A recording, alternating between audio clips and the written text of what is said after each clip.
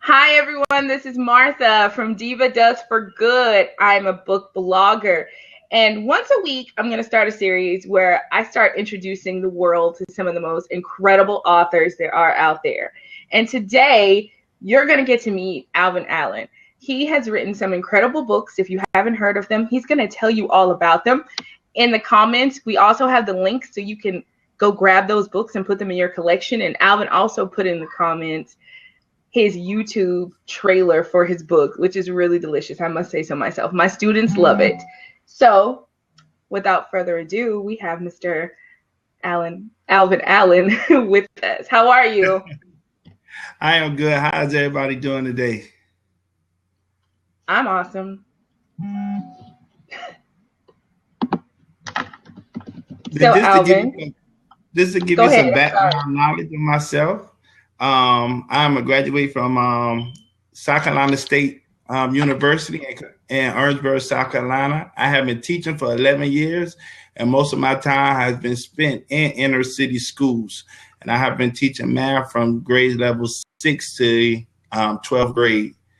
And I just, as a math teacher, I love teaching math, but it's just something about when I see kids reading, and I just want them to have that same desire that my kids have in math with reading. So I had to find some type of way to get them to desire reading as much as they desire math in my classroom.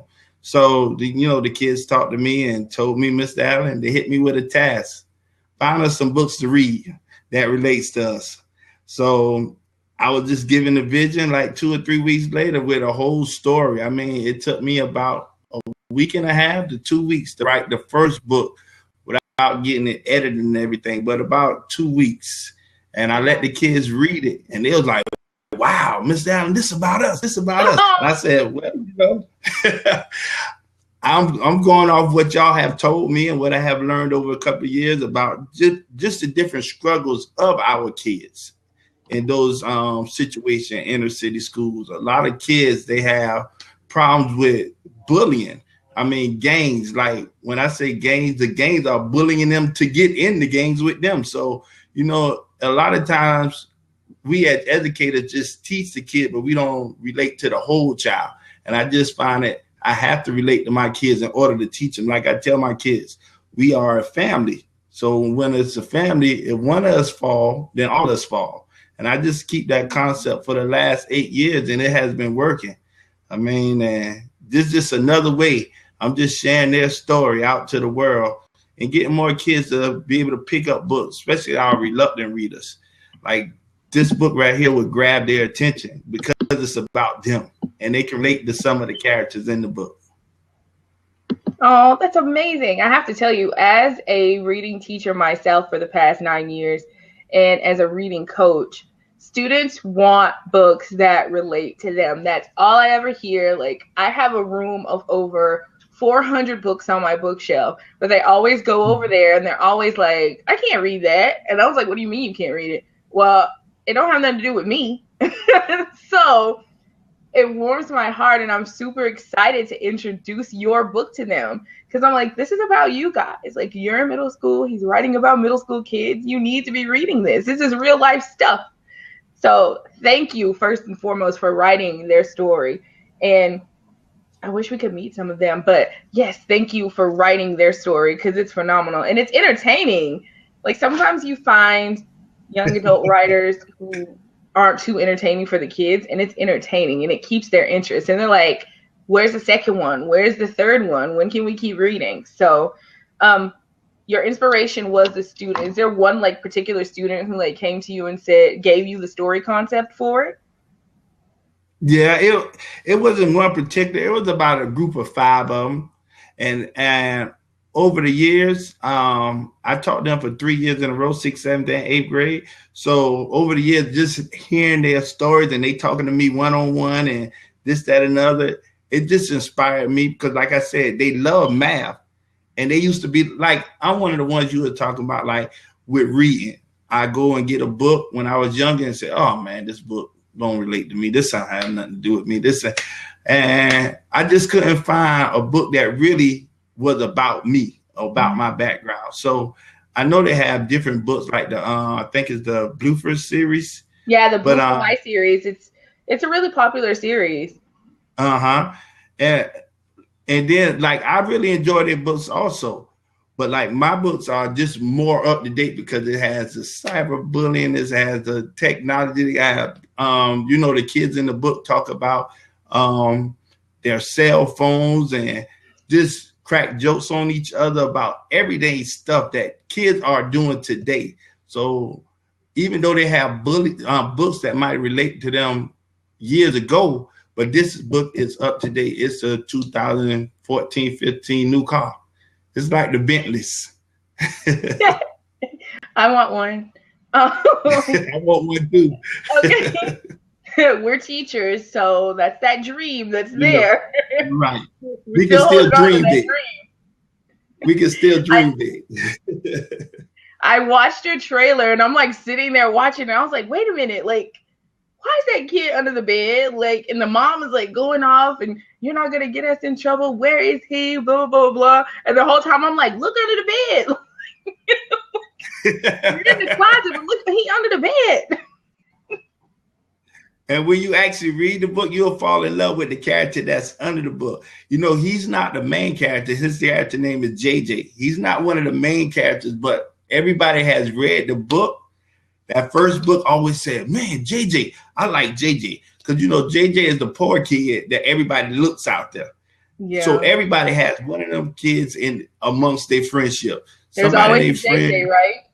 There's always a JJ. So everyone has fell in love with JJ. So on the second book, I brought JJ back with a song. So in the second book, you'll be shocked about JJ character, but he is he is in the second. So excited. So had you ever wanted, like, before the kids say, hey, write our story, had that ever intrigued you? Did you ever want to do something like that before? No, to be quite honest, no. Like, I had no motivation, no inspiration to write a book. Like I said, I teach math. So, most math teachers don't like reading. So reading or writing. Like, you give me a problem, you give me an algorithm, I solve it all day. But when you want me to tell a whole elaborate story, as a math teacher, I want to just get to the point.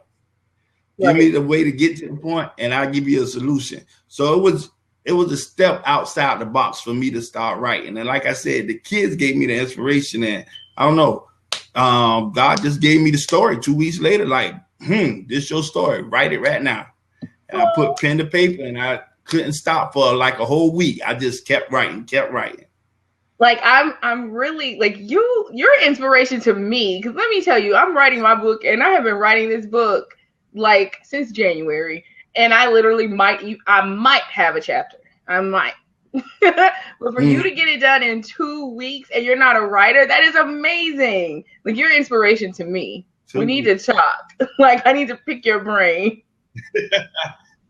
Definitely. But yeah, like 2 weeks. In the second book, it took longer, but it took about a good month for me to get everything down. But I'm actually writing the third book. It's a 4-book series because each of the books is 9 weeks. So the first book, it's the first 9 weeks. So it's like you getting to know the characters. It's character analysis, character building in the first book, because that's what you do the first 9 weeks of school. You getting to know your people in your classroom. You getting to know your teachers. You getting to start. You building a relationship. And like in the back of my books, I have strategies for teachers. Like here's 6 strategies for teachers for building relationship with kids. Just first date strategies to use. So in the back of the book, I didn't just limit it to students. After you finish reading the book, it's in the back of the book. It's 6 strategies, and also throughout the books, I give teacher strategies. So and these are strategies we need. These are strategies. Say we need this. Like, we need these. Yeah, I mean, in our strategies. And that's what I'm trying. That's my goal, to get them in schools. And even the second book, second 9 weeks. So I have a lot of different strategies in there, like vocabulary strategies for building vocabulary. Mm-hmm. So the kids are reading and they also learning.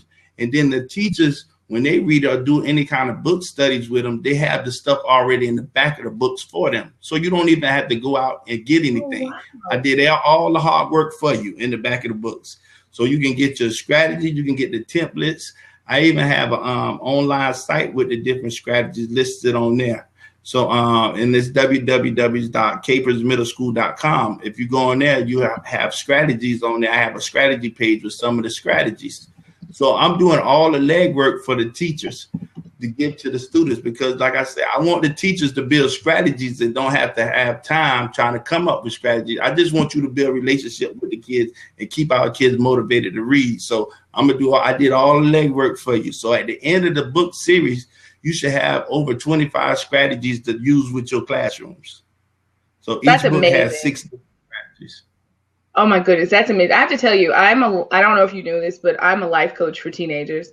And I do work primarily with teens who suffer from autism. But my school, I'm like the go-to person who the school sends the problem children to. Like I'm in my own hallway and they come to my room and we chat because we got to figure out what the problem is. And then we go from there. And I have to tell you, like the whole entire time I've been teaching for the past 10 years, it's all been about relationship building. I think a lot of people miss that important piece. That's important. Relationship with your students in order for y'all to work together as a team.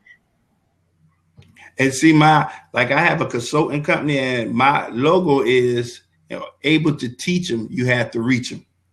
Oh. So you have to reach them before you teach them. The name of my company is Our Legacy, and it's called Our Legacy. The little I, then capital LEGACY, and it stands for impacting and leading educators and cultivating and grooming and cultivating the youth.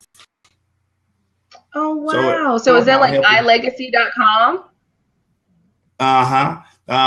It's ilegacy.org. .org, okay. I'm typing it so everyone can see it. We got to go to this and be a part of it. It's amazing. Oh yeah, I did, and then I do some mentorship.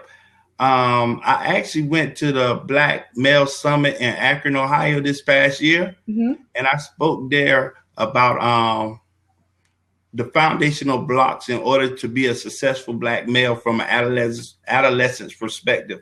So I've been doing a lot of footwork in order to motivate our youth, because and just in the last 6 months in our school district, 2 of our students have died from gunshots. Oh, no.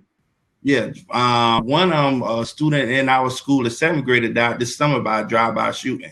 So what I'm trying to do is make it relevant for these kids to share their stories, because man, like the school districts I'm at, it's really rough.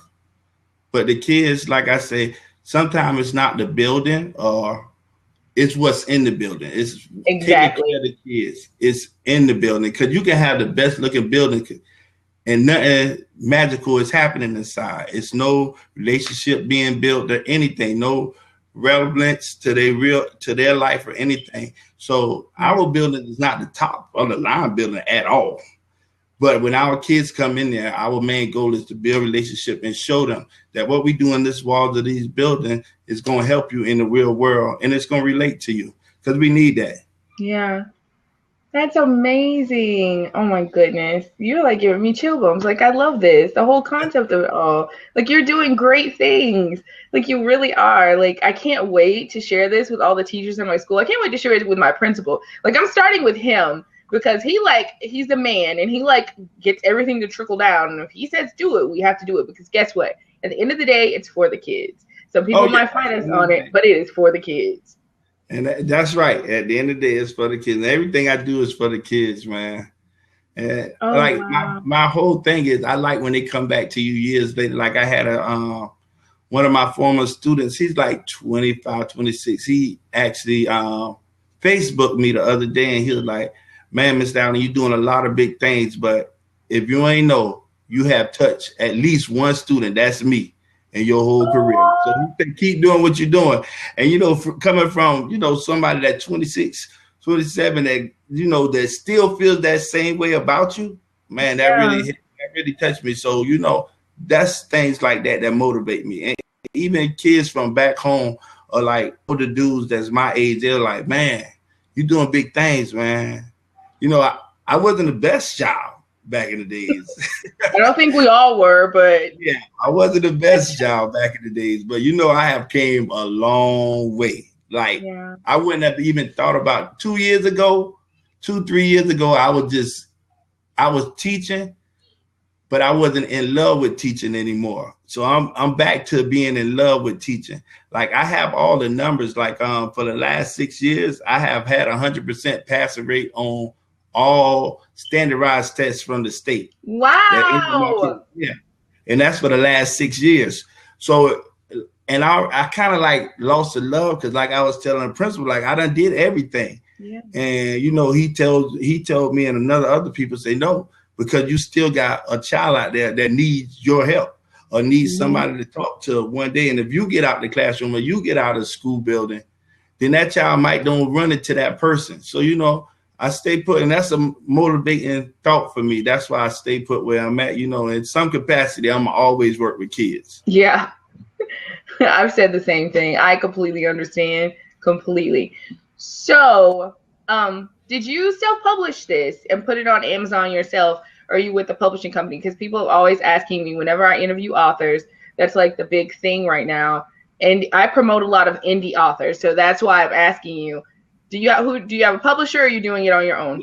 I actually went through Author House, but it's self-publishing, but it's through Author House. They actually do all the marketing for me outside of what I do, because I do a lot because of my own marketing. Also, they did a lot of content development and error analysis. So they look through it and they fix all the grammar and everything like that. Like I said, I'm not a writer. I'm a math teacher, but I can write out the story and they have to fix little grammar. So, they do a lot of content analysis and stuff like that. Yeah, we work real good together. You said it was Author House? Author House. Yes. So we have a question. Alisa, welcome. Al, Alisa is a math teacher in California. So Alisa, you did hear correctly. Mr. Allen is a math teacher and an author. Yes, I'm a math teacher. Mommy, my heart is broken. I'm sorry, my daughter just. I have been teaching math for 11 years, and that's from regular math to statistics, algebra 1, algebra 2, geometry, all math from 6th to 12th grade I have taught in 11 years. But I particularly love working in the inner city schools. Honestly, to tell you the truth, so do I. I started teaching in St. Petersburg, Florida, and the school that I started at was like really rough, and they didn't want me teaching there. And I was like, wait. I was like, why not? Oh, because you expect them to read books. They're not going to read books. I was like, are you kidding me? I'm like, they're going to read books. I was like, if I have to tap dance in a costume and show them how exciting this book is, they are going to read it and they're going to love it. And the funny thing, I had one of my kids who went to college, and when he was a senior, I made him read this book, Our Eyes Were Watching God. And he went off. He did not want to read it. Like, when I tell you, he fought me. He's like, I'm not reading it. He like threw it across my room. And I was like, that's fine, but you will read it. He went off to college. They put him in remedial English because he didn't have like his scores up. So the teacher in the class were making them read Eyes Are Watching God. And he called me and he was like, oh my God, I got out of that class because I took a test on the book to prove that I knew it. And now I'm out of my remedial class. And I was like, see, I told you, like, see how it relates to you, your life and everything. That's good. He talks to me to this day. I saw him like last week.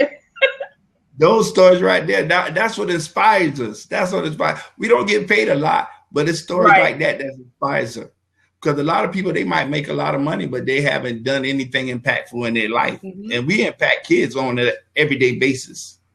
So, that's what I'm in it for.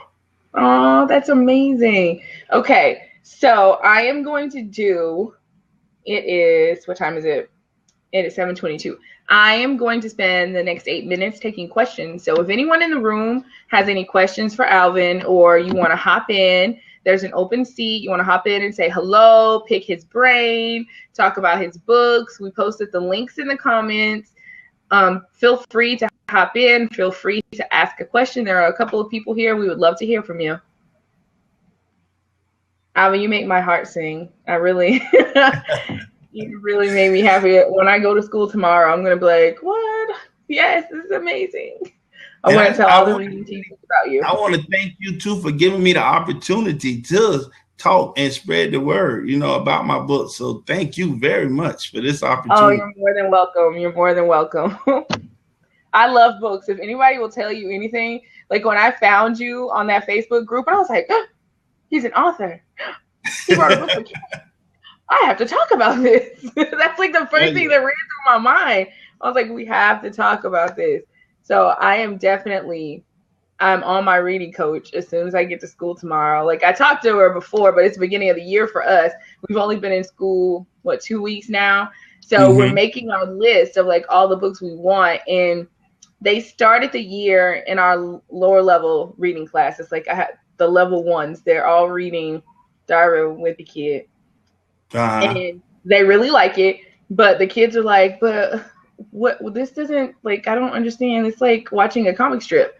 It's a great book. It makes me laugh. Like I can read Wimpy Kid by myself and just sitting here and they're looking at me like, what is she laughing at?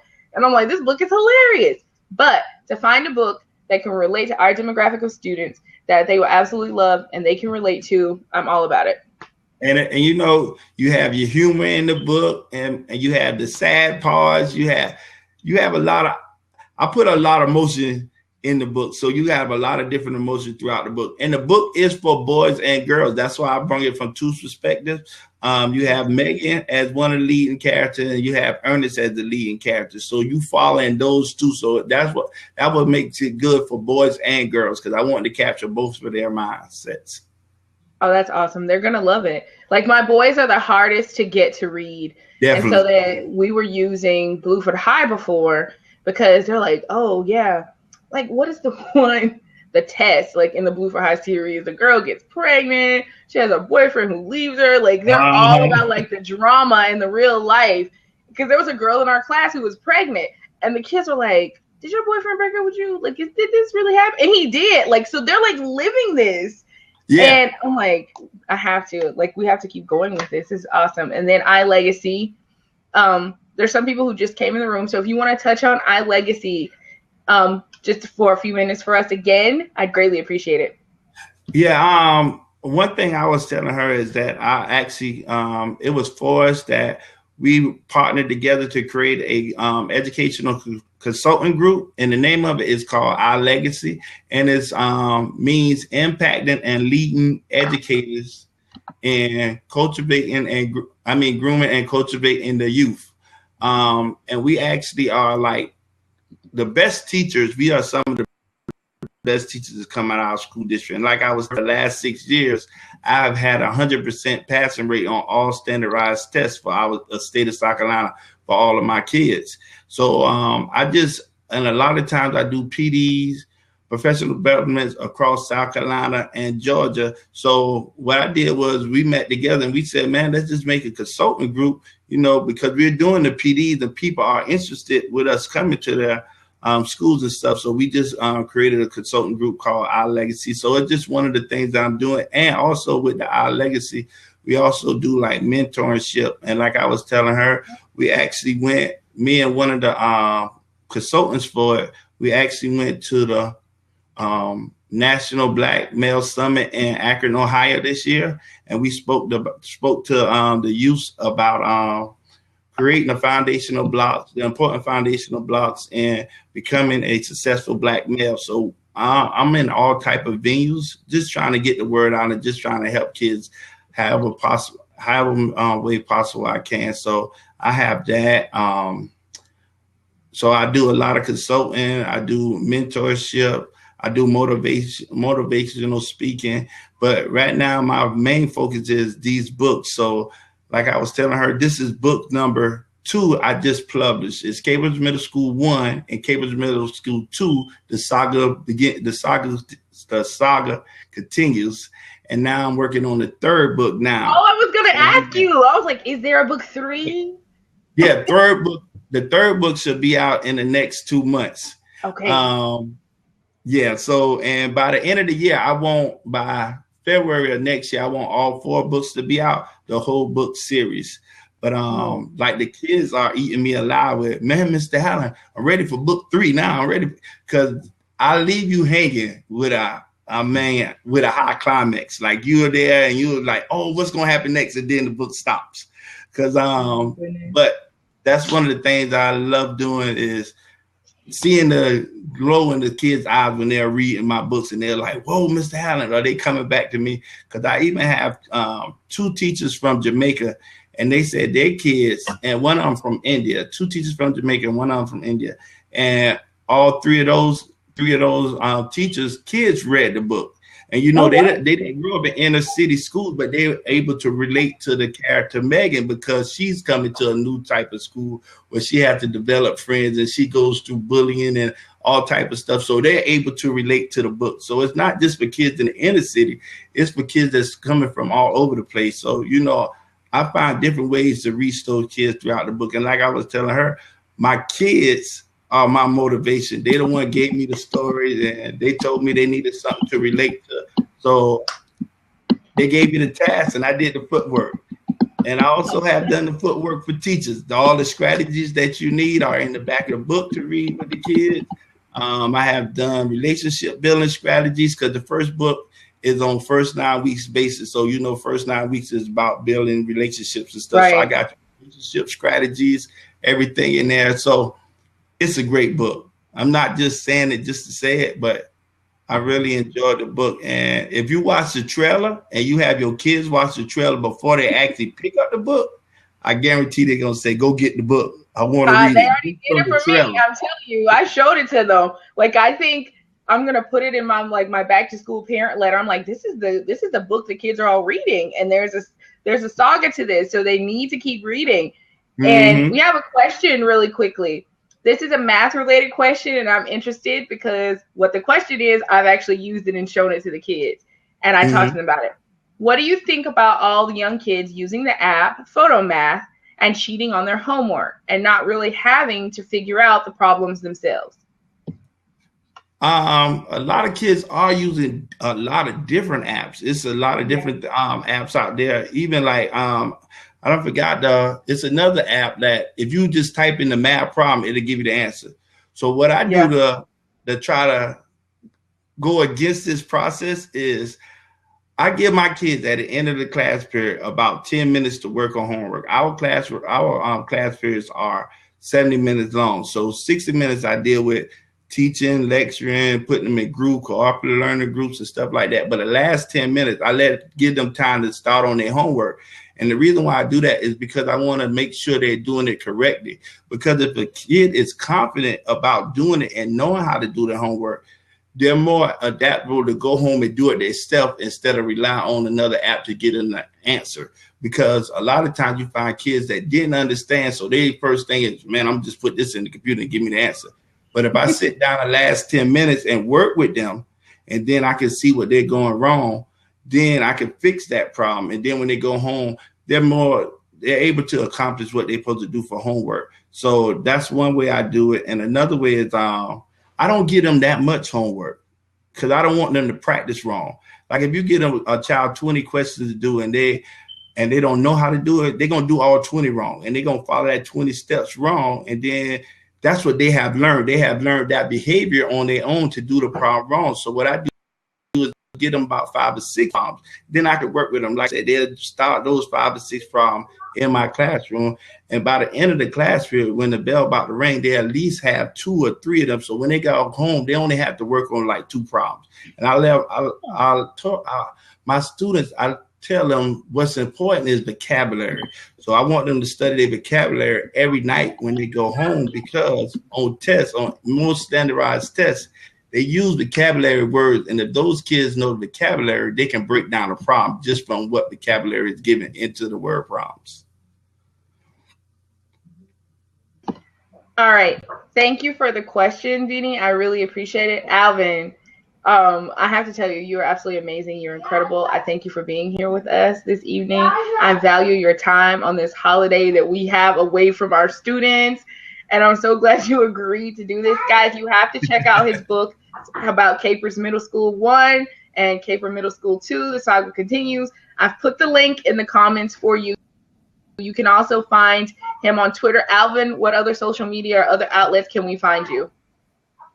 I'm on Twitter. I'm on Facebook also.